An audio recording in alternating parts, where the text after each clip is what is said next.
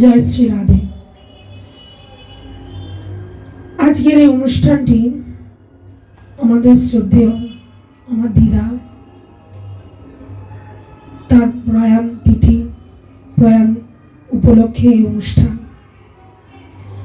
বলছে। ভাগবতে বলছেন আমাদের ভগবান বলছেন মৃত্যুটা কেমন হবে। মৃত্যুটা এমন হতে হবে যে কলি জীব তারা তো মৃত্যু লোকে থাকে, মৃত্যু লোক থেকেই এই পৃথিবীকে বলা হয় মৃত্যু লোক। এখানে সব মিথ্যে হলেও মৃত্যুটা একমাত্র সত্য, এটা আমরা জেনেও জানি না। তাই বলছে মৃত্যু লোকে এসেছি, যেতে হবে। যেমন প্রতিদিনের বাজারে হাট বসে, হাটে সবাই অনেক কিছু কেনে, হাটে অনেক কিছু কেনে, হাটের মধ্যে অনেক কিছু কেনা বেচা হয়।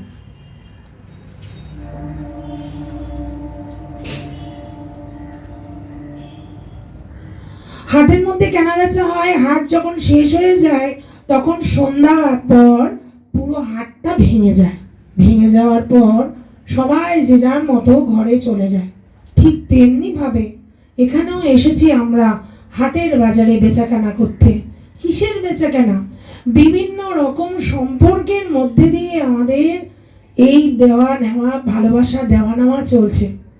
যখন এখানে হাট ভেঙে যাবে সকলকে চলে যেতে হবে, এটাই হলো বাস্তব। যে এমনি করে ট্রেনে উঠলে প্রত্যেকটা স্টেশনে আমাদের কেউ না কেউ নামে। আমার সঙ্গে ট্রেনে একজনের সঙ্গে দেখা হলো, পরের স্টেশনে সে নেমে গেল, তারপরের স্টেশনে আমি নেমে যাব। এই রকম করে জীবন পথে ট্রেন চলছে, প্রত্যেক স্টেশনে একজন নেমে যাচ্ছে। কেউ বা চলে যাচ্ছে দিদা, ঠাকুমা, জেঠিমা, জেঠু, এরকম করে কিছু কিছু সম্পর্কের সঙ্গে দেখা হয়, তারা আবার স্টেশন নেমে চলে যায়। প্রত্যেক সম্পর্কগুলো এই রকম ভাবে চলে যাচ্ছে। তো আমাদের ভাগবত আমাদের শিক্ষা দিচ্ছে, ভগবানের কথা আমাদের শিক্ষা দেয় কি করে আমাদের মৃত্যুটাকে আমরা শুধরাবো, মৃত্যু কি করে আমরা শোধন করব, কিভাবে বাঁচবো সেটা আমরা জানি, কিন্তু আমাদের আসছে যে মৃত্যুর দিনটা, সেটা কিরকম উৎসবে পরিণত হবে। উৎসব করতে হবে ওই দিনটাকে। বৃন্দাবনে কেউ যদি মারা যায় বলা হয় ওই তিথিটাকে বলা হয় উৎসবের তিথি। সেই রকম উৎসব পরিবর্তন করতে হবে, পরিণত করতে হবে। তাই আমি চলে যাওয়ার পর কেউ যেন আমার একটা লোকও যেন বলতে না পারে যে ভগবান যেন আমাকে, লোকের কথা ছাড়ো, বলছে ভগবান যেন আমাদের বলে যে এই লোকটা পৃথিবীতে গিয়ে কিছু একটা করেছে। এইরকম ভাবে আমাদের মৃত্যু হতে হবে। সেই রকম মৃত্যু ভাগবতে একজনেরই হয়েছিল, যিনি ভগবানকে দেখতে দেখতে স্বধামে প্রস্থান করেছিলেন। তিনি হলেন পিতামহ ভীষ্ম। যিনি ভগবান সামনে দাঁড়িয়ে আছে, ভগবানকে দেখতে দেখতে চলে গেছে। আমরা পিতামহ ভীষ্মের কথা আজ আস্বাদন করব, কারণ ভগবানকে দেখতে দেখতে মৃত্যু কতিপয় লোকেরই হয়। সেই রকম পিতামহ ভীষ্ম। পিতামহ ভীষ্মের নাম কিন্তু পিতামহ ভীষ্ম ছিল না, ছিল দেবদত্ত।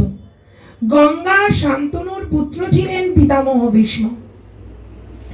শান্তনু রাজার আর গঙ্গার পুত্র ভীষ্ম।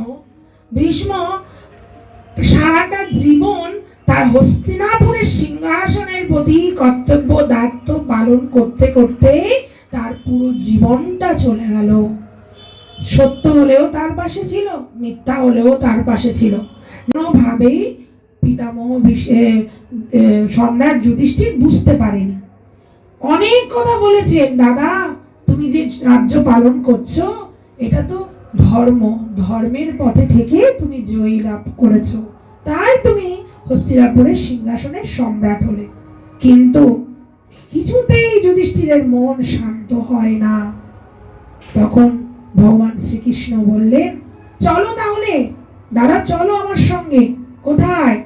সরসজ্জায় শায়িত আছেন পিতামহ ভীষ্মের কাছে। আর যুধিষ্ঠিরকে সঙ্গে নিয়ে ভগবান শ্রীকৃষ্ণ পিতামহ ভীষ্মের কাছে আসলেন। যুধিষ্ঠির এসে বলছেন, পিতামহ ভীষ্ম, দাদু, আমি না তোমার কাছে একটু ধর্মের কথা শুনতে এসেছি। ধর্মের কথা? তোমায় এখানে কে নিয়ে এসছে ধর্মের কথা শোনানোর জন্য? দাদু, আমাকে নিয়ে এসছেন কৃষ্ণ। হাসছেন পিতামহ, সরসজ্জার উপরে শায়িত হয়ে মুখে একটু হাসি হেসে কৃষ্ণকে বলছেন, ভগবান, তুলসী তলায় রাখো, বলছেন, তুমি যে কৃষ্ণ অর্জুনকে গীতা বলেছে, ধর্মের কথা, যোগের কথা বলেছে, সে আর যুধিষ্ঠিরকে রাজধর্মের কথা শিক্ষা দিতে পারছে না? কেমন একটা হাসি পাচ্ছে আমার। তুমি এত কথা জানো, তবে তুমি কেন যুধিষ্ঠিরকে ধর্মজ্ঞানে শিক্ষা দিচ্ছ না? এই কথা বলছেন। অনেক কথা যুধিষ্ঠিরকে, অনেক ধর্মের কথা বললেন পিতামহ ভীষ্ম। রাজধর্মের কথা, স্ত্রী ধর্মের কথা, মোক্ষ ধর্মের কথা, ভাগবত ধর্মের কথা, অনেক শিক্ষা দিলেন। পিতামহ ভীষ্ম বলছেন, যুধিষ্ঠির, তুমি কি জানো তোমার সঙ্গে যার সঙ্গে তুমি এসছো সে কে? মনে হতে পারে সে তোমার পিসিত ভাই, সে তোমার মামাতো ভাই, মানে কুন্তি আর বসুদেব ভাই বোন, তোমার মামাতো ভাই মনে হতে পারে কৃষ্ণকে। তুমি কি জানো সে কে? সে স্বয়ং ভগবান। তোমাদের কত ভাগ্য, সে তোমাদের পিছনে পিছনে থাকে, তোমাদের কাছে কাছে থাকে, তোমরা যখনই চাও তাকে পাও। তোমরা জানো না সে কে? একবার বোঝো সে কে। তার চোখের ইশারায় পুরো পৃথিবী ধ্বংস হয়ে যেতে পারে। সেই ভগবান তোমার পিছনে পিছনে, তোমাদের সাথে সাথে আছে, তোমরা মূল্য বুঝছো না। আজ তোমাকে ধর্মজ্ঞান দেওয়ার জন্য এখানে আনিনি, আমার জন্য এসেছে। আমার জন্য আজ পিতামহ ভীষ্ম বলছে, আমার জন্য কৃষ্ণ এসেছে। দেখো দেখো যুধিষ্ঠির, আজ দেখো চারপাশে, দেখো। যুধিষ্ঠিরকে দেখাচ্ছে, দেখো আজ কত সাধু সন্ত এসেছে। ওখানে মহামুনি বেদব্যাস, মহামুনি পারাশর মুনি, বিভিন্ন সাধু সন্ত মহাত্মা, দূর দূরান্ত থেকে মহাত্মারা সব আজ পিতামহ বিশ্বের কাছে এসছে। কেন? কারণ এখানে কিছু একটা ঘটছে, ধ্যান নেত্রে দেখে ফেলেছেন ঋষিরা, তাই তারা আজ বিশ্ব পিতামহের কাছে এসছে। পিতামহ ভীষ্ম বলছেন, আমি না যখন রাজ্যে হস্তিনাপুরের অধীনে ছিলাম, তখন আপনাদেরকে চরণ ধরে হাত জোর করে একেবারে বিনতি করে নিয়ে আসতে হতো। আজ আপনারা আমাকে কৃপা করার জন্য চলে এসেছেন, আমার মতো অধমকে কৃপা করতে। আমি পাপী, আমাকে কৃপা করার জন্য আপনারা সাক্ষাৎ এসেছেন। চারিদিকে দেখছেন সব সাধু সন্ত, কারণ এখানে বিশেষ কিছু হবে আজকে, তাই তারা দেখছেন চারিদিকে সাধু সন্ত মহাত্মা। বিশ্ব পিতামহ আজ বলছেন, কৃষ্ণ, তুমি ওখানে কেন দাঁড়িয়ে আছো? তুমি আমার পাশে দাঁড়ালে আমি তোমাকে দেখতে পাবো না, কারণ এইদিকেও তীর, এইদিকেও তীর। আমি মুখ ফিরে তোমাকে তাকাতে পারবো না। তুমি আমার সামনে এসে দাঁড়াও। সামনে দাঁড়ানো মানে হলো আমার পায়ের কাছে এসে দাঁড়াও। শুয়ে আছো তো, পায়ের কাছে দাঁড়ালেই তো দেখতে পাবে।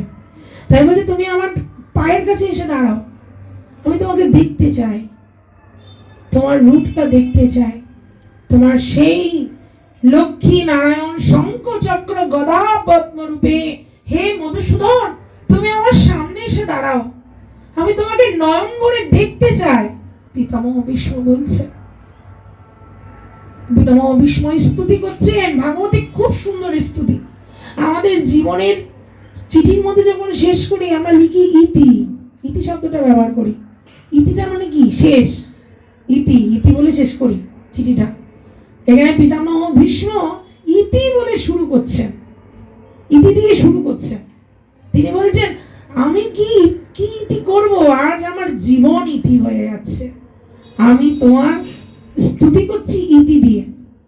বলছেন, এক সময় না আমার অনেক কিছু ছিল, আমার পুরুষত্ব ছিল, বীরত্ব ছিল, বীর্য ছিল, পুরুষ ছিল, কত কিছু ছিল। সব দিয়ে আমি তোমায় বন্দনা করতে পারতাম, তোমার তোমায় পুজো করতে পারতাম, আমি করিনি।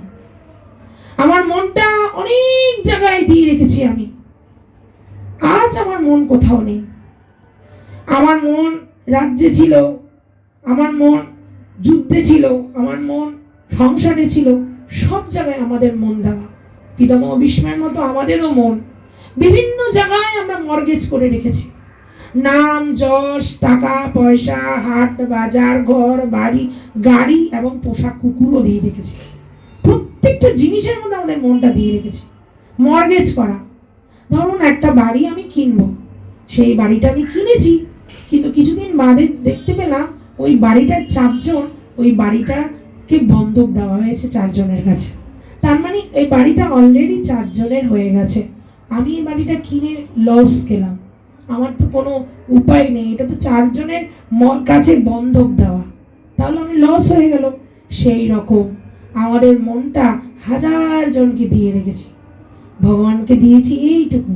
ভগবান বলছে ওটা নিয়ে কি করবো, যা, ওটা তো সবাইকে দেওয়া, একবারে আমায় দে, একবারে। আমরা বলি আমার বাড়ি না, এটা তো ভগবানের বাড়ি, আমরা বলি ঠিক, কিন্তু আমরা মানি না। সেই রকম পিতামহ ভীষ্ম বলছেন আমার এই মতি আমি সবাইকে দিয়ে রেখেছিলাম, আজ আমার মতিটা কাউকে দেওয়া নেই গোবিন্দ, তোমাকে দিলাম, এই মতিটুকু গ্রহণ করো। এখন তো কেউ নেওয়ার মতো কেউ নেই, এখন আমার যাওয়ার সময়, এইবার যদি তুমি না নাও আর কে নেবে? হে গোবিন্দ, তুমি আমার এই মতিটা গ্রহণ করো, আমার এই মতি তোমায় দিলাম, তুমি এই মতিরূপ বুদ্ধিকে গ্রহণ করো, আমার এই মতিরূপ বুদ্ধিকে তুমি গ্রহণ করো। ভগবানকে বলছেন পিতামহ ভীষ্ম, জানো কৃষ্ণ, আমি 10 দিন তোমায় দেখেছি। মনে হতে পারে 10 দিন কি করে দেখেছি? তুমি আমার সামনে ছিলে, আমি তোমার সামনে ছিলাম। মনে আছে কুরুক্ষেত্রের প্রাঙ্গণে আমি যখন যুদ্ধ করছিলাম, তুমি আমার সামনে বসেছিলে। আহ, কি অপূর্ব তোমার রূপ মাধুরী, ত্রিভুবন কমনম তমাল বরণম, অপূর্ব সুন্দর তুমি। হে গোবিন্দ, পৃথিবীর থেকে সবচেয়ে কোমল বস্তু যদি কিছু থাকে সে হলো তুমি।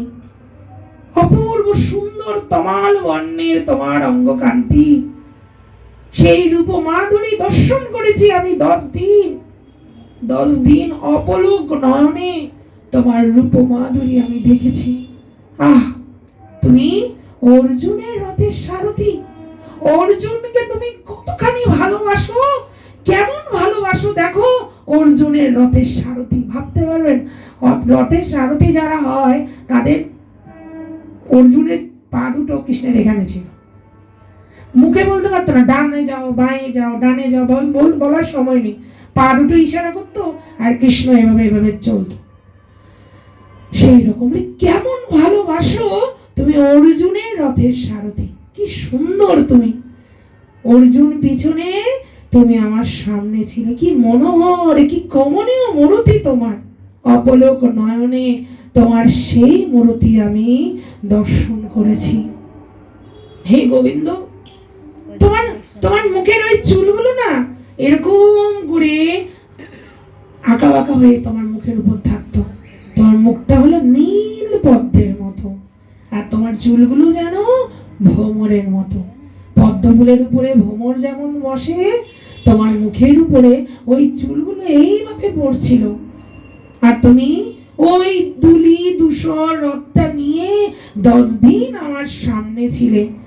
ধুলি উড়ে উড়ে ঘোড়ার খুরের ধুলো উড়ছে আর তোমার নীল পদ্মের উপরে এসে পড়ছে, আর চুলগুলো না তোমার মুখটাকে বারে বারে মুছে দিচ্ছে। এটা হলো স্তুতি। বিশ্ব পিতামহ ভাগবতের প্রথম স্কন্ধের 9ম অধ্যায়ে স্তুতি করেছেন। মৃত্যুর সময় দাঁড়িয়ে ভগবানকে দেখতে দেখতে স্তুতি করছে। এই স্তুতিটাকেই বাংলা করে এই ব্যাখ্যা বলছেন, তুমি আমার সামনে দাঁড়াও হে অর্জুন সখা, অর্জুনের বিজয়রত সখা তুমি। অর্জুনের সখার সেই মূর্তি সমস্ত প্রাণ মন আমি তোমার চরণে সমর্পণ করছি। কি অপূর্ব তোমায় দেখেছি। অর্জুনের রথের সারথি, ভালোই হয়েছে অর্জুন পিছনে, অর্জুন যদি সামনে হতো তোমাকেই দেখতে পেতাম না। অর্জুন পিছনে হয়েছে, বেশ হয়েছে, আমি তোমায় দেখেছি, তুমি সামনে বসেছিলে।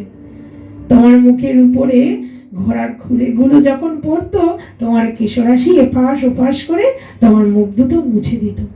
আমি দেখেছি যুদ্ধের প্রথম দিন তুমি বলছো সেনা ইউয়ো রথ মধ্যে ভয় মধ্যে, তুমি বলছো হে অর্জুনের বিজয় কুটুম্ব, তুমি বলছো অর্জুন বলছে দুটো রথের দুটো দলের মাঝখানে, দুটো সেনার মাঝখানে রথটা নেওয়ার জন্য। গীতায় দেখবেন আছে, দুটো সেনার মাঝখানে রথটা নিয়ে চলো, প্রথম অধ্যায়, গীতার প্রথম অধ্যায়, দুটো সেনার মাঝখানে রথটাকে নিয়ে যাওয়ার জন্য বলেছ।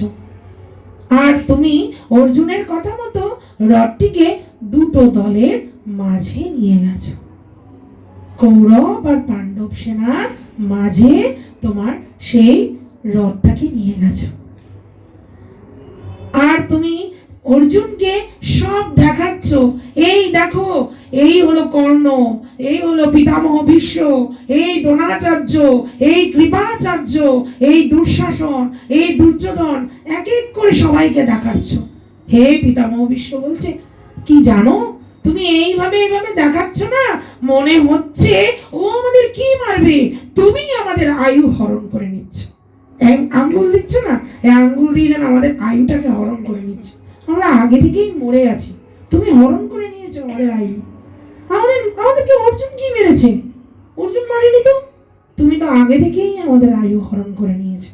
গীতায় বলছে, দেখবেন গীতায় বলছে, অর্জুন তুমি কি মারবে ওদের, ওরা তো আগে থেকেই মরা। এক বলছে কৃষ্ণ অর্জুনকে বলছে, তুমি ওদের কি মারবে, তুমি মারছো প্লে করছো, তুমি ওদেরকে কি মারবে, ওরা তো আগে থেকেই মৃত, আমি তাদেরকে আগে থেকেই মেরে রেখেছি। উনি এরকম করে করে আমাদের দেখাচ্ছিলে, তখন আমার মনে হচ্ছিল আমাদের আয়ু তুমি হরণ করে নিচ্ছ। বলছেন তুমি বলতে পারো যে আঙ্গুল দিয়ে দেখাচ্ছিলাম, আয়ু কোথায় হরণ করছি? তোমার ওই চোখের দৃষ্টি নয় গো কেশব, তুমি যে চোখের দৃষ্টি দিয়ে আমাদের দেখছো, আমার মনে হচ্ছিল আমাদের আয়ুটা সেই সময় চলে যাচ্ছে তোমার সাথে। এইভাবে তুমি আমাদের দেখাচ্ছিলে। বীর পুরুষ অর্জুন যুদ্ধ করতে এসেছে তীর ধনুক নিয়ে, যুদ্ধক্ষেত্রে এসে গান্ডীবটা ফেলে দিয়ে যখন আমাদের মুখ দেখলো, বসে পড়লো রথ মধ্যে। গীতায় বলছে বসে পড়েছে অর্জুন, দেখবেন প্রথম অধ্যায়। তখন গীতায় যখন দেখবেন বলছেন অর্জুনকে দেখলাম, পিতামহ ভীষ্ম বলছেন বসে পড়েছে অর্জুন রথের মধ্যে, ছিলেন বীর পুরুষ, হয়ে গেছেন কারণ্য রসের মূরতি। আমি যুদ্ধ করব না কৃষ্ণ, আত্মীয় স্বজনদের আমি মারবো না, ওদের রক্তের উপরে আমি রাজত্ব করব না, রাজ্য ভোগ করব না। এই যখন বলছি অর্জুন, তুমি দাঁড়িয়ে থেকে আমাদের সামনে দাঁড়িয়ে থেকে তুমি অর্জুনকে যুদ্ধের জন্য অনুপ্রাণিত করনি, আত্মতত্ত্বের জ্ঞান দিয়েছিলে, বিভিন্ন কথা, কত না কথা বলেছো, আমি সব দেখেছি। হে কৃষ্ণ, যখন তুমি বলছিলে তোমার সেই রূপমাধুরী আমি দেখছিলাম, তুমি কত ভালোবাসো অর্জুনকে, কত আপন করে নিয়েছো অর্জুনকে তুমি। আরেকবার বিশ্বপিতামহ বলছেন, আরেকবার কি দেখলাম জানো কৃষ্ণ, সব স্তুতির মধ্যে বলছি, দেখলাম যুদ্ধ শেষ হয়ে গেছে, যুদ্ধ মানে আজকের দিনের মতো যুদ্ধ শেষ, সন্ধ্যা হয়ে গেছে, অর্জুন রথ থেকে নেমে গেছে, আর তুমি রথটাকে ঝাড়ু দিচ্ছিলে, রথটাকে পরিষ্কার করছিলে। অর্জুন যেমন তোমার প্রিয়, অর্জুনের রথটাও তোমার প্রিয়। ঘোড়ার গলায় হাত দিয়ে ঘোড়ার গলাকে দলাই মলাই করছিলে। হে কেশব, আমি দেখছিলাম তুমি অর্জুনকে কত ভালোবাসো। হে কেশব, বলছেন পিতামহ ভীষ্ম বলছেন, হে কেশব, আমার আরেকটা দিনের কথা খুব মনে পড়ে। যখন যুদ্ধ হচ্ছিল, তখন বিশ্ব পিতামহ বলছেন, তখন এক যুদ্ধ যখন শুরু হওয়ার আগে তুমি তোমাকে দুই ভাগ করে দিয়েছো। দেখবেন যুদ্ধ যখন শুরু হবে, কৃষ্ণ বলছেন এক পক্ষে আমি থাকবো, আর এক পক্ষে আমার নারায়ণী সেনা থাকবে। যার যেটা ভালো লাগে সেটাই নেবে। তবে কখন চাইবে? যখন আমি ঘুমাবো, ঘুম থেকে উঠে প্রথম যাকে দেখবো, তাকে, সে যা চাইবে তাকে আমি তাই দেব। ভগবান শ্রীকৃষ্ণ ঘুমাচ্ছেন, ঘুমাচ্ছেন। প্রথমে আসলেন দুর্যোধন। দুর্যোধন এসে ওই পাশে রাখা সিংহাসনটার উপর বসেছে। কারণ কি, রাজপুত্র তো সিংহাসনের উপরেই বসে, মনে করেছে সিংহাসনটা তার জন্য রাখা আছে, পাশে রাখা সিংহাসনের উপর বসেছে। প্রথমে কিন্তু দুর্যোধনই এসেছে, অর্জুন আসেনি। পরে অর্জুন এসছে। অর্জুন তো ভক্ত, ও তো সিংহাসনে বসে না, ও তো ভগবানের চরণ প্রান্তে এসে বসেছে। ভগবানের যখন চোখ খুলেছে তখন প্রথম অর্জুনকেই দেখলো। যেই অর্জুনকে দেখেছে, অর্জুনকে বলছে, অর্জুন তুমি কিছু চাও। তখন দুর্যোধন বলছে, আমি আছি, আমি সবার আগে এসছি। ও, আপনিও এসছেন? তখন অর্জুন ভক্ত তো, তাই প্রথমেই বলছেন দাদা আগে চেয়ে নিক। আচ্ছা দুর্যোধন, তুমি চাও তো? আমাকে নেবে? আমি নিরস্ত্র, আমি কিন্তু অস্ত্র ধরবো না, আমি নিরস্ত্র। আর নারায়ণী সেনা, 7 অক্ষৌহিণী নারায়ণী সেনা। তখন দুর্যোধন বলে উঠল, আমি নারায়ণী সেনাই ঠিক আছে। আপনি নিরস্ত্র, আপনাকে নিয়ে আমি কি করব? আপনাকে নিয়ে কোনো কাজ নেই, আমি নারায়ণী সেনা নিয়েই খুশি। দুর্যোধন চলে গেছে। অর্জুন বলছেন, আমি তো তোমাকেই নিতাম কেশব, আমি কখনোই নারায়ণী সেনা নিতাম না। দুর্যোধন যখন এই সৈন্য নিয়ে, এটা মামা সরিয়ে দাও তো, দুর্যোধন যখন আসলো শকুনির কাছে, শকুনি একটু সরিয়ে দাও। শকুনি প্রশ্ন করছে, কিরে কি নিলি, কি নিলি? মানে আমি নারায়ণী সেনা নিয়ে এসেছি। তুই একটা বোকা, যেখানে কৃষ্ণ সেখানেই বিজয়, যেখানে কৃষ্ণ সেখানেই বিজয়। দুর্যোধন বলছে, তুই বলছে, শকুনি বলল, তুই একটা বোকা, তুই জানিস না যেখানে কৃষ্ণ সেখানেই বিজয়। তাই কৃষ্ণ, তুমি সেদিন অর্জুনের রথের সারথি হয়েছিলেন। ভীষ্ম পিতামহ বলছেন, আমি সেদিন তুমি প্রতিজ্ঞা করেছিলে কিছুতেই তুমি অস্ত্র ধরবে না, পুরো যুদ্ধে কোথাও তুমি অস্ত্র ধরনি, কিন্তু আমিও যুদ্ধ করছিলাম। প্রতিদিন পিতামহ ভীষ্ম 10,000 করে সৈন্য মারে। অর্জুন বিচার করছে, আচ্ছা কৃষ্ণ, কখন পিতামহ 10,000 সৈন্য মারে? পিতামহ সব অস্ত্র তো আমিই বিফল করে দিচ্ছি, তাহলে পিতামহ ভীষ্ম কখন সৈন্যগুলো মারে? তখন পিতামহ ভীষ্ম কৃষ্ণ বলছেন, তুমি যখন তুম থেকে তীর বের করো, ওই মুহূর্তেই পিতামহ ভীষ্ম 10,000 সৈন্য প্রতিদিন মারছে। এই বলছে ভীষ্ম পিতামহ কৃষ্ণকে বলছেন, হে কৃষ্ণ, মনে আছে তোমার প্রতিজ্ঞা আমি ভেঙে দিয়েছিলাম? তুমি বলেছিলে অস্ত্র ধরবে না কুরুক্ষেত্রের প্রাঙ্গণে, আমি তোমার প্রতিজ্ঞা ভেঙেছি, মনে আছে? প্রতিদিন যুদ্ধ করি। একদিন দুর্যোধন বলছে আমায়, পিতামহ তুমি এখানে যুদ্ধ করে তোমার মনটা পড়ে আছে পাণ্ডবের দিকে, তাই তো পাণ্ডব সৈন্যরা মারা যাচ্ছে না তোমার অস্ত্রতে। তুমি যদি পাণ্ডবের পক্ষে না থাকতে, তাহলে তো পাণ্ডবের একটা পাণ্ডব তো মরতো। তুমি প্রতিদিন 10,000 করে সৈন্য মুড়ির মতো মারছো, ওটা আমার কিছু হবে না। 5টা পাণ্ডবকে মারছো না, তুমি পক্ষপাতিত্ব করছো। এটা যখন বলেছে, পিতামহ খুব রাগ করলো।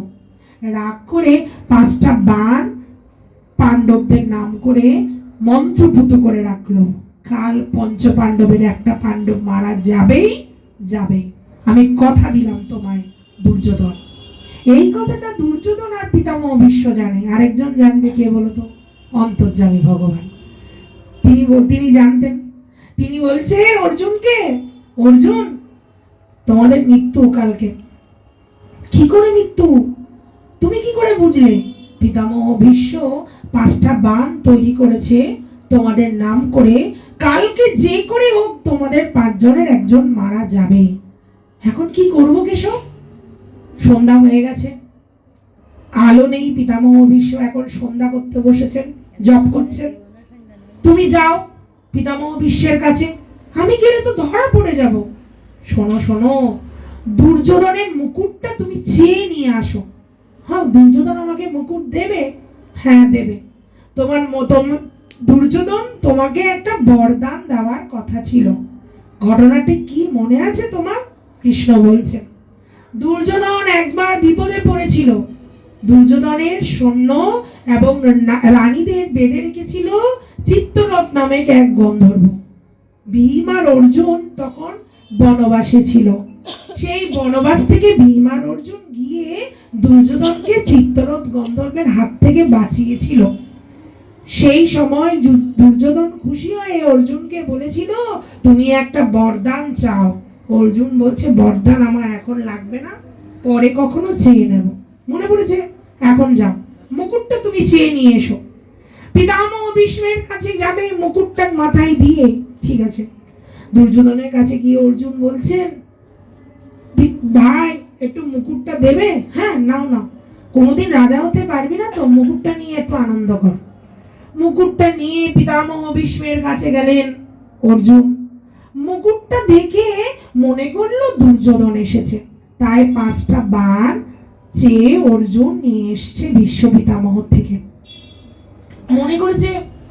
পিতামহ মনে করেছে এই বাণগুলো দিয়ে দুর্যোধনই 5জন পাণ্ডবকে মারবে, আমার আর পাপ করতে হবে না। অর্জুন মুকুটটা পরে পিতামহ ভীষ্মের কাছে বাণগুলো অন্ধকারের মধ্যে চেয়ে নিয়ে আসলো। পিতামহ ভীষ্ম বুঝতেই পারেনি এটা দুর্যোধন নয়, এটা অর্জুন ছিল। তবে অন্ধকারের ছায়ায় পিতামহ ভীষ্ম ময়ূরের পাখাটি দেখতে পেয়েছিল।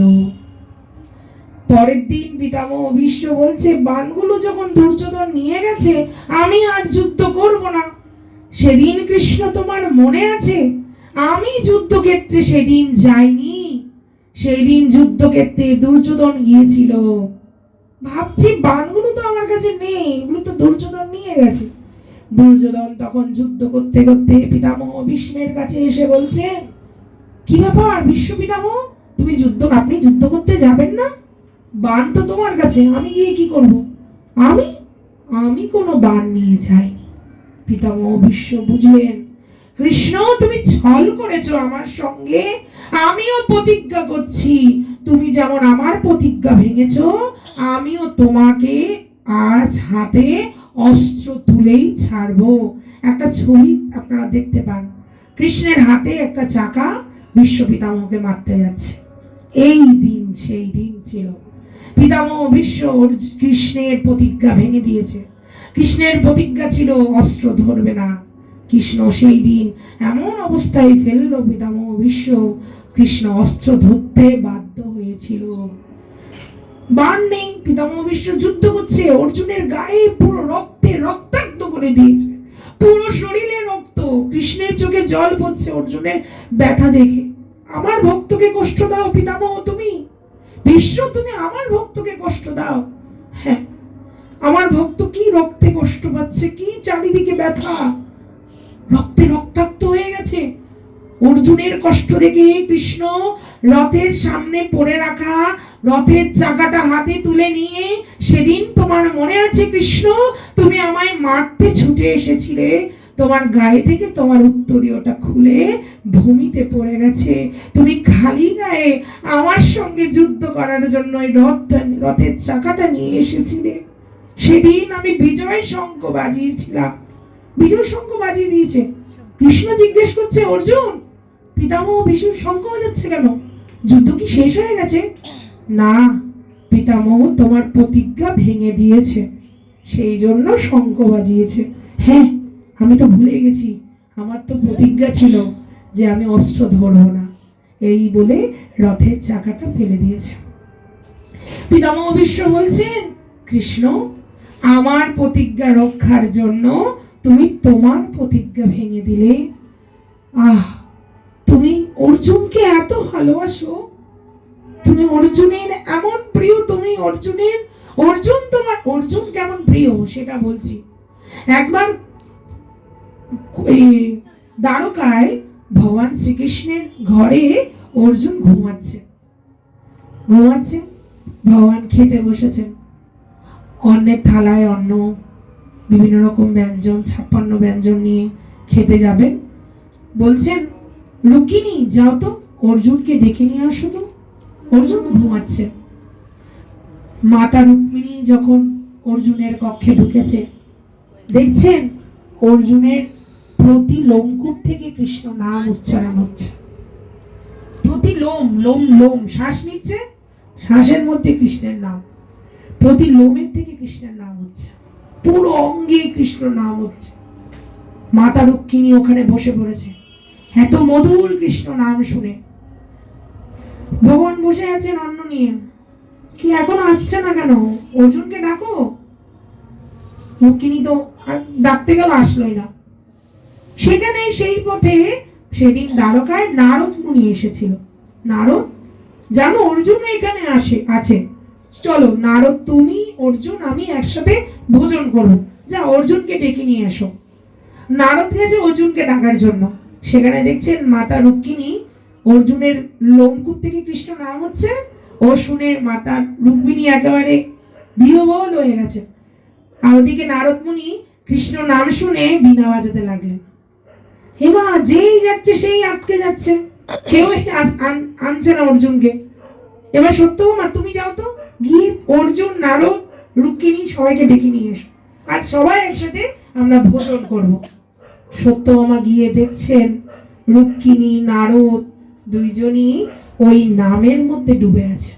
সত্যভামাও সেইখানে নামের মধ্যে ডুবে রয়েছে। কি ব্যাপার, কোনো বিপদ হয়নি তো? যেই যাচ্ছে সেই আটকে আছে, কি ব্যাপার, এখানে কি হচ্ছে? তখন ভগবান নিজে গেল অর্জুনকে ডাকার জন্য। ভগবান নিজে এসছেন আজ অর্জুনকে ডাকতে। দেখছেন সকলে আজ নৃত্য করছে, নারদ বীণা বাজাচ্ছে, রুক্মিণী নৃত্য করছে, সত্যভামা নৃত্য করছে। কিসের আওয়াজ হচ্ছে এটা? ভগবানের নাম হচ্ছে কোত্থেকে? অর্জুনের লোমকূপ থেকে। ভগবান আজ অর্জুনের পায়ের কাছে বসে অর্জুনের অঙ্গ থেকে নাম শুনে দু চোখ দিয়ে জল পড়ছে। ভগবানের চোখের জল অর্জুনের গায়ে পড়েছে। অর্জুনের ঘুম ভেঙে গেছে। ঘুম ভেঙে গিয়ে অর্জুন উঠে বসলেন। প্রভু তুমি এখানে? তুমি আমায় এত ভালোবাসো অর্জুন, তোমার অঙ্গ থেকে কৃষ্ণ নামের ধ্বনি হচ্ছে। সেই অর্জুন, সেই অর্জুনের রথের সারথি হলেন ভগবান। কেমন হতে পারে এটা? ভাবতে পারবেন? ভগবান পায়ের কাছে বসে আছে। একজন গীতা পড়তো, গীতার শ্লোক সব ভুল বলতো। মহাপ্রভু কাছে এসে একজন নালিশ করছেন, মহাপ্রভু, প্রভু জানেন এই লোকটা গীতা পড়ে, গীতার শ্লোক সব ভুল পড়ে। কিন্তু মহাপ্রভু জিজ্ঞেস করছেন, তুমি তো গীতার শ্লোক ভুল পড়ো, তুমি কি করে গীতা পড়ো? প্রভু আমি গীতা কি পড়বো? গীতা পড়তে গেলেই দেখি অর্জুন উপরে বসে আছে, অর্জুনের রথের সারথি কৃষ্ণ। কেমন ভক্ত হতে পারে তার রথের সারথি ভগবান হতে পারে? এটা দেখলেই আমি একেবারেই ভেঙে পড়ি, আমার আর গীতা পড়া হয় না, আমি দু চোখ ভাসে যায় আমার। মহাপ্রভু তখন বললেন, তুমি একমাত্র যোগ্য গীতা পড়ার যোগ্য, আর কেউ গীতা পড়ার যোগ্য না। সবাই গীতাটা পড়ে, শুধু গড়গড় গড়গড় করে পড়ে, কিন্তু কেউ দর্শন করে না। তুমি একমাত্র যোগ্য, যে কিনা দর্শন করছো। অর্জুন বসে আছে, তার নিচে কেমন ভক্ত অর্জুন, স্বয়ং ভগবান, যার একটু ইশারায় পুরো পৃথিবী উল্টে যাবে, সেই ভগবান অর্জুনের রথের সারথি। আহ, কি অপূর্ব কথা! ভগবান ও বিশ্ব পিতামহ বলছেন, আমি না খুব ভালো প্রভু, আমি তোমার শত্রু, তোমার ভক্তের শত্রু, তাও আমি ভালো আছি। কেন জানো? আমি তোমার শত্রু না হলে তোমার সামনে বসে আমি যুদ্ধ করতে পারতাম না। তোমার সামনে বসে যুদ্ধ করেছি বলে আমি তোমায় দেখতে পেয়েছি। ভগবান, তোমার শত্রুদেরও তুমি ফেলে দাও না, তোমার শত্রুদেরকেও তুমি আপন করে নাও। যেমন উদাহরণ হলো শিশুপাল, শিশুপালের উদাহরণ আসছে এখানে। পিতামহ বিশ্ব বলছেন, শিশুপাল যে কিনা 100টা নামে তোমায় বকা দিত, তুমি তাকেও ক্ষমা করেছো, তার 100 অপরাধ ক্ষমা করেছো, তাকেও তুমি ছেড়ে দাওনি। সে যখন মারা যায় তার জ্যোতিটা এসে তোমার চরণের সঙ্গে মিশে গেছে। শিশুপাল ব্রতের কথাটা এখানে পিতামহ বিশ্ব উল্লেখ করলেন। রাজসীয় যজ্ঞ চলছে, যজ্ঞের মধ্যে সকলকে আমন্ত্রণ জানানো হয়েছে, সকলের বিভিন্ন দায়িত্ব দেওয়া হয়েছে। সেই দায়িত্বের মধ্যে ভগবানের সর্ব অগ্রে কার পুজো করা হবে এখানে কথা উঠেছে।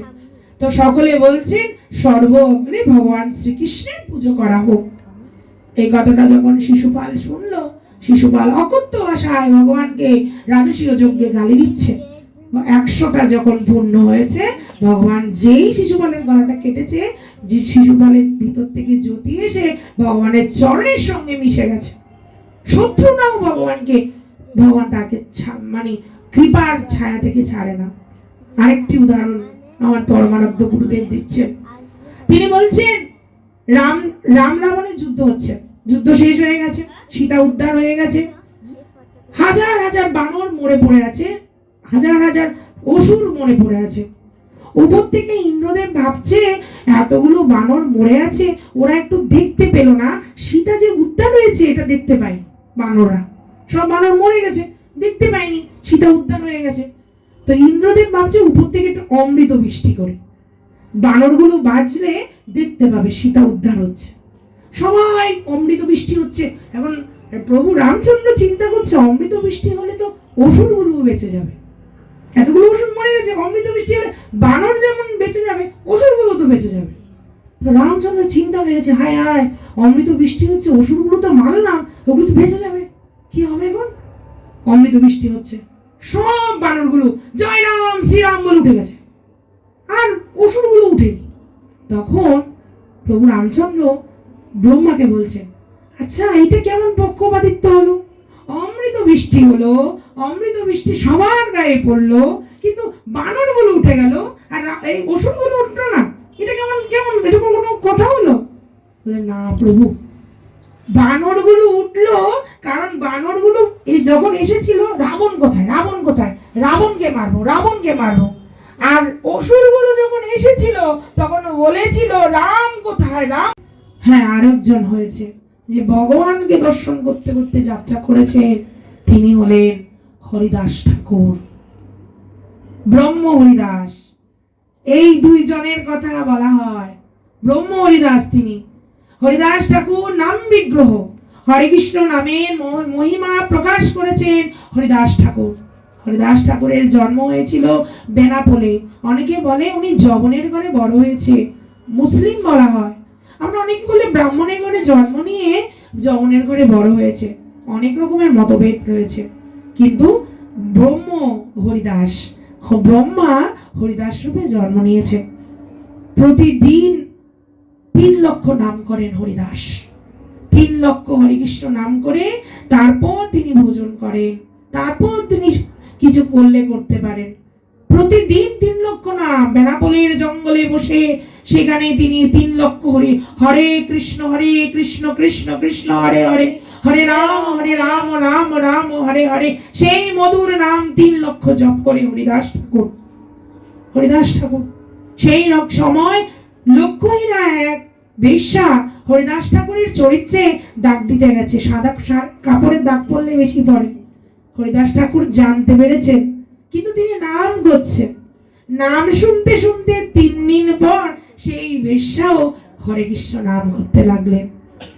নিজের চুল বেঁধে দিলেন, যত অর্থ সব দান করে দিলেন, হরিদাস ঠাকুরের চরণে পড়ে প্রার্থনা করছেন, হে হরিদাস, আমি এসেছিলাম তোমার চরিত্রের গ্লানি আনতে, আমি নিজেই পবিত্র হয়ে গেলাম। তোমার মুখে হরিনাম শুনে আমি পবিত্র হয়ে গেলাম। ঠাকুর, তুমি আমায় দীক্ষা দাও।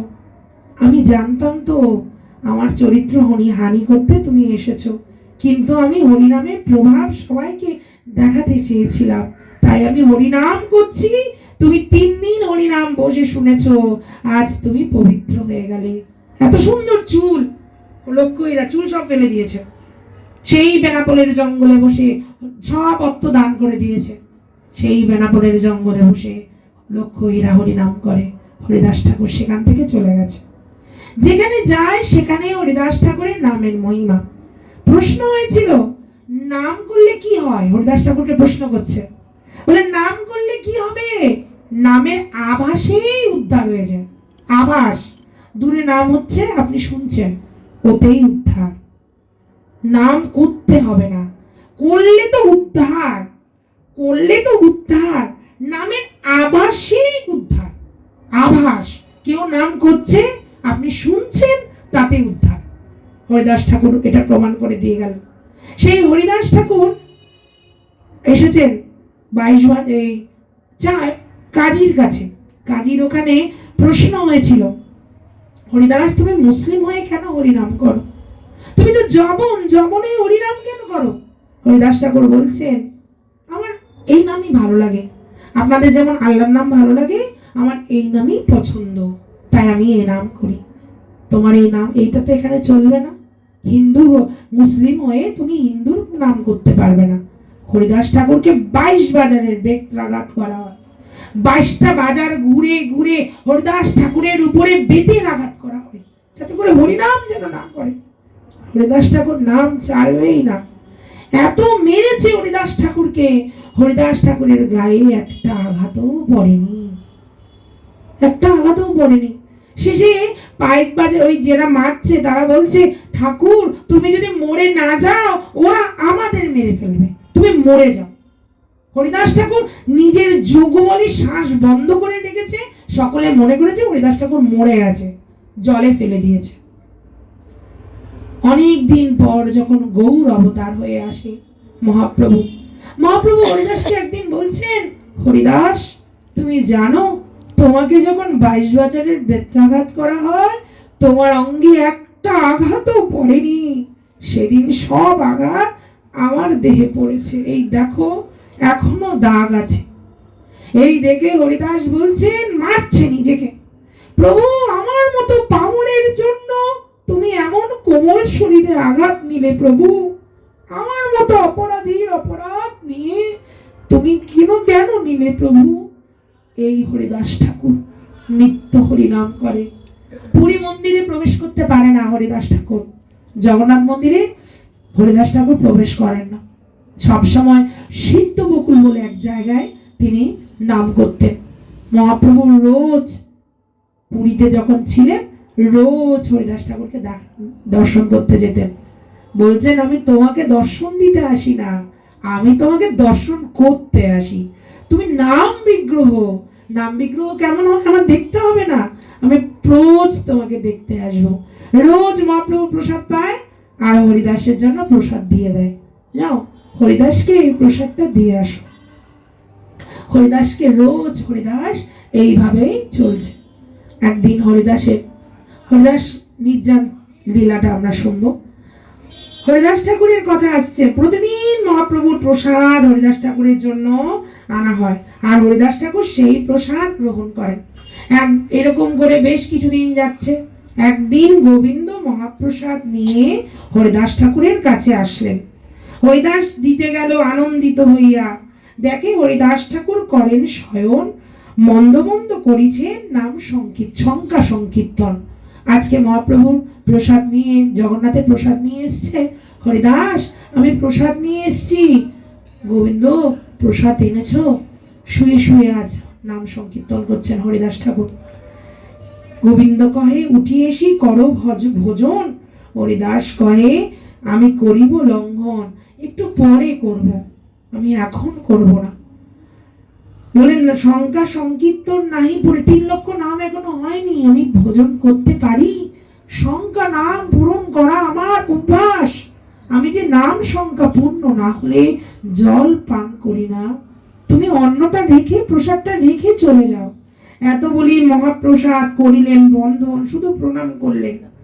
আর ওখান থেকে 1 রঞ্চি মহাপ্রসাদ গ্রহণ করলেন হরিদাস ঠাকুর। গ্রহণ করে আবার শুয়ে পড়েছেন। এদিকে মহাপ্রভুর নিয়ম বলেছি, প্রতিদিন দর্শন করতে আসেন হরিদাস ঠাকুরকে, ওটা নিয়ম হরিদাস ঠাকুরকে দর্শন করতে আসা। আর দিন মহাপ্রভু আর ঠায় আইলা, সুস্থ হও হরিদাস, তুমি কি সুস্থ আছো হরিদাস? তাহারে পুছিলাম, তুমি সুস্থ তো? প্রভুকে নমস্কার করি, তহে কইল নিবেদন, সুস্থ শরীর সুস্থ, মন অসুস্থ। আমার মনটা অসুস্থ, আমার শরীরটা সুস্থ প্রভু, কিন্তু মনটা বড় অসুস্থ। প্রভু কহে, কোন ব্যাধি কহ নির্ণয়, কি হয়েছে তোমার বলো তো? তখন হরিদাস ঠাকুর বলছে, নাম সংখ্যা না পুরায়, আমার যে নাম সংখ্যাটা পূর্ণ হচ্ছে না। মহাপ্রভু কি বলছেন দেখুন, প্রভু কহে, বৃদ্ধ হইলা সংখ্যা অল্প করো, তুমি তো বৃদ্ধ হয়ে গেছে, অল্প সংখ্যা করো। সিদ্ধ দেহে তুমি সাধনের আগ্রহ কেন করো? তুমি তো নামের জীবন্ত বিগ্রহ, তুমি আর কত করবে? একটু কম হলে হবে, তোমার দেহ তো সিদ্ধ, সিদ্ধ দেহে আর কত করবে না। মহাপ্রভু বলছেন, লোকের নিস্তারের জন্য তোমার অবতার হরিদাস, তুমি এসেছো জগৎকে দেখাতে নামের কি মহিমা, নাম মহিমা প্রচার করার জন্য তুমি এসেছো। হরিদাস ঠাকুর কেমন প্রচার করছেন? অদ্বৈত ঠাকুরের বাবার শ্রাদ্ধ হচ্ছে, সেখানে সকল ব্রাহ্মণকে বলেছে নিমন্ত্রণ, সঙ্গে হরিদাস ঠাকুরকেও বলেছেন। ব্রাহ্মণরা খেতে বসেছে, ব্রাহ্মণ ঠাকুররা, ওখানে হরিদাস ঠাকুরও খেতে বসেছে। যেই হরিদাসকে পাতে অন্ন দিয়েছে, সব ব্রাহ্মণগুলো উঠে গেছে, হ্যাঁ আমরা খাবো না। জমনকে খেতে দিয়েছো আমাদের সাথে, আমরা খাই না। ব্রাহ্মণরা বলছে, আমরা খাবো না। আমাদের ব্রাহ্মণের সমাজের মধ্যে মুসলিমকে খেতে দিয়েছে, খাবো না, যাও তোমরা চলে যাও। অদ্বৈত ঠাকুর বলে, তোমরা চলে যাও, আমার ঘরে বামুনের দরকার নেই, আমার ঘরের বামুনের থেকে শ্রেষ্ঠ হলো আমার হরিদাস। মহাপ্রভু বলছে, ব্রাহ্মণ হয়ে তুমি যদি হরিনাম না করো, তুমি চণ্ডালের সমান, আর তুমি চণ্ডাল হয়ে হরিনাম করো, তুমি বামুনের থেকেও বড়, ব্রাহ্মণের থেকেও বড়। হরিনামের এরকম শক্তি, লোক নিস্তারের জন্য তোমার অবতার। মহাপ্রভু বলছে, নামের মহিমা লোকে করিলে প্রচার, এসে অল্প সংখ্যা করি করো সংকীর্তন, একটু হয়েছে একটু অল্প সংখ্যা করো। হরিদাস কহে, শোনো মোর নিবেদন, আমার একটা নিবেদন আছে প্রভু তোমার চরণে। বলো কি নিবেদন তুমি বলো। প্রভু, হীন জাতি, আমি হলাম হীন জাতি, মোজ আমার জাতিটা হলে হীন, হীন জাতিতে জন্ম মোর, দিব্য কলেবর, নিন্দিত কলেবর। রাধে রাধে।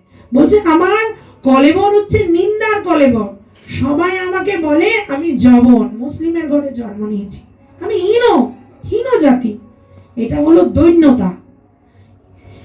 বলছে, হীন কর্ম করি মই অধম পামর, অস্পৃশ্য অদৃশ্য মোর অঙ্গীকার কইলা, রৌর প্রাণী মোর বৈকুণ্ঠ চড়াইলা।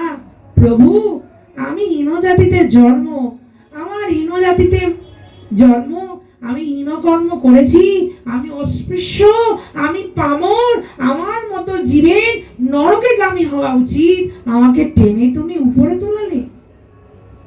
এটা হলো দৈন্যতার শিরোমণি। বৈষ্ণবতা দাঁড়িয়ে থাকে দৈন্যতার উপরে। দৈন্য যত দৈন্য সে তত বড় বৈষ্ণব, তোমার মাথা যত নিচু তত বড় বৈষ্ণব তুমি। এটাই হলো ভাগবতের প্রমাণ, শাস্ত্রের প্রমাণ। তাই বলছেন, স্বতন্ত্র ঈশ্বর তুমি হও স্বেচ্ছাময়, জগতে নাচায় জয়ছে যারই ইচ্ছা হয়। তোমার জগতে ইচ্ছা, যাকে ইচ্ছা তাকে তুমি নাচাও, তোমার ইচ্ছা হচ্ছে তুমি আমাকে নাচাচ্ছ। অনেক নাচানে মরে প্রসাদ করিয়া, বিপ্রের শ্রাদ্ধ পাত্র খাইল মেছো হইয়া। ওই যে বললাম, অদ্বৈত ঠাকুরের ঘরে ব্রাহ্মণ হয়ে বা মেছো হয়ে ভোজন করিয়েছে। সেই বলছেন, প্রভু আমি জানি আমার সামনে তুমি দেহ ত্যাগ করবে, আমার ইচ্ছা আমি তোমার আগে দেহ ত্যাগ করব, তোমাকে সামনে রেখে তোমায় দর্শন করতে করতে আমি এই দেহ ত্যাগ করতে চাই প্রভু। এই বাঞ্ছা করলেন হরিদাস ঠাকুর। প্রভু বললেন, যা কৃষ্ণের ইচ্ছা তাই হবে। পরের দিবসে প্রভু সকল ভক্তদের নিয়ে আসলেন। হরিদাসকে ঘিরে নাম সংকীর্তন হতে লাগলো। হরিদাসকে ঘিরে নাম হচ্ছে। হরিদাস ঠাকুরের সামনে মহাপ্রভু বসেছেন। মহাপ্রভুর দুখানা চরণ হরিদাস ঠাকুর নিজের বক্ষে জড়িয়ে রাখলেন। আর দুই চোখ দিয়ে গৌর চন্দ্রপা সেই মুখ চন্দ্রখানি দর্শন করছেন। গৌরের মুখ চন্দ্র দর্শন করতে করতে কৃষ্ণ চৈতন্য নাম করতে করতে হরিদাস ঠাকুরের দেহ থেকে প্রাণ বিসর্জন করলেন। মহাপ্রভুকে দেখতে দেখতে মহাপ্রভুর চরণখানি বুকে জড়িয়ে ধরে মহাপ্রভুর নাম কৃষ্ণ শ্রী কৃষ্ণ চৈতন্য নাম উচ্চারণ করে তিনি প্রাণ ত্যাগ করলেন। মহাপ্রভু হরিদাসের দেহখানি কোলে নিয়ে আজ নৃত্য করছেন। মহাপ্রভু হরিনাম করছেন, সেই হরিনামের ধ্বনিতে মহাপ্রভু আজ নৃত্য করছেন। আজ মহাপ্রভু হরিদাসকে নিয়ে নৃত্য করছেন। স্বরূপ দামোদর বলছেন, প্রভু একটা পালকি বানিয়েছি, পালকি করে হরিদাসকে নিয়ে চলুন, সমুদ্রে স্নান করাতে হবে। আজ মহাপ্রভু সেই দোলাই করে হরিদাসকে নিয়ে চলল সমুদ্রে। সমুদ্র আগে তীর্থ ছিল না। মহাপ্রভু যখন হরিদাস ঠাকুরকে স্নান করালেন, বলছেন এই আজ থেকে এই মহাদধি সমুদ্র মহাতীর্থ হইলা। পুরীর সমুদ্র সেই থেকে মহাতীর্থে পরিণত হলো। হরিদাস ঠাকুরকে স্নান করিয়েছেন মহাপ্রভু। স্নান করিয়ে হরিদাস ঠাকুরের আজ সমাধি হবে। সবাইকে বলছে মাটি কুড়ো, মাটি কুড়ে আমার হরিদাসের মুখে মাটি দিও না, অঙ্গে দাও। ওই মুখ যে হরি বলা মুখ, ওই মুখে আমাকে কত হরিনাম শুনিয়েছে। আজ এই মেদিনী শূন্য হয়ে গেল আমার হরিদাস ছাড়া। নিজের হাতে হরিদাসের পিণ্ডা বেঁধে সমাধি দিলেন মহাপ্রভু। আজ জগন্নাথ মন্দিরের সামনে দাঁড়িয়ে বলছেন, তোমরা কেউ আমায় প্রসাদ ভিক্ষা দাও, আমার হরিদাসের উৎসব করব আমি। আমার হরিদাসের মৃত্যু মহাপ্রয়াণ হয়েছে, আমার হরিদাসের জন্য আমি উৎসব করব। মহাপ্রভু সবাই ভক্তরা সব প্রসাদ নিয়ে এসেছেন। প্রভু সেই প্রসাদ নিয়ে আজ ভক্তদের নিজের হাতে পরিবেশন করছেন। এক এক ভক্তের কাছে এত এত অন্ন দিচ্ছে, 5 জনের অন্ন। খাও, প্রসাদ পাও।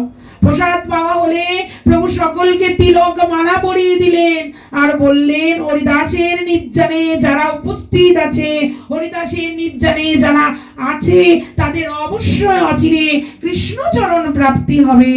আজ আমরা দুটো প্রয়াণ তিথি প্রয়াণের কথা আস্বাদন করলাম। আমরা যেন আজ মনে করি যে আজ এই কথা শুনে আমার দিদাও যেন আজ মহাপ্রয়াণের যাত্রা করতে পারে।